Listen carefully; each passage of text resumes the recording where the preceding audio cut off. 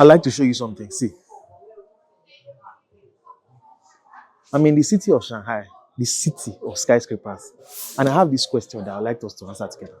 What would it take to actually put a building like Shanghai Tower in Nigeria? I'm not talking about lucid ambition, mechanics. I'm at the observation deck of the Shanghai Tower and will soon be going up to see the twin mass damper. I've never seen one in my life before, so I'm super excited. Let's get back to it. First, regulation. Nigeria's tallest building today is Necom House, about 160 meters, 32 floors. Shanghai Tower stands at 633 meters, soaring 632 meters above the financial heart of China. 128 floors. That's not a small jump, that's a different universe. At that scale, you are not working within existing laws, you are writing them. Fire codes, evacuation logic, wind loading assumptions, lift redundancy, structural peer review frameworks, emergency response coordination. Some of our regulations are not outdated. We have simply never imagined this height before. Second is land. The footprint of Shanghai Tower sits around 30,000 square meters. That's already 10 plots in the Atlantic. Now add setbacks, add airspace envelopes, service buffers and all that. You are realistically looking at 90,000 square meters. That's about 30 plots in the Atlantic. So before you even draw a line, you are assembling land at a scale that forces a different class of capital, different negotiation power, and different political exposure. Number 4 is land economics. Land in Nigeria is not expensive enough to justify this madness, and I'll call it madness.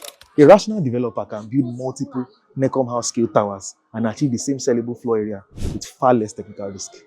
Now look at the numbers. Steel alone is pushing around 378 billion naira, concrete around 330 billion. That does not include labor, machinery, homework systems, finishes, professional fees, and the cost of time.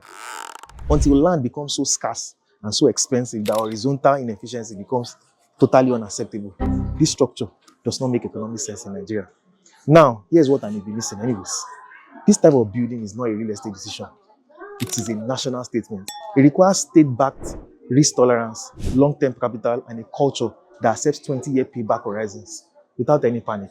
China builds these towers because the ecosystem absorbs failure without collapsing the builder.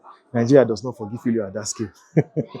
So the real question is not, can Nigeria build the Shanghai Tower? The real question is, what must change in regulations, skills, land economics, insurance, capital patience, and national coordination before it even becomes a rational conversation? Before you answer that, ask yourself this: are we trying to build tall buildings, or are we trying to skip the systems that make tall buildings inevitable?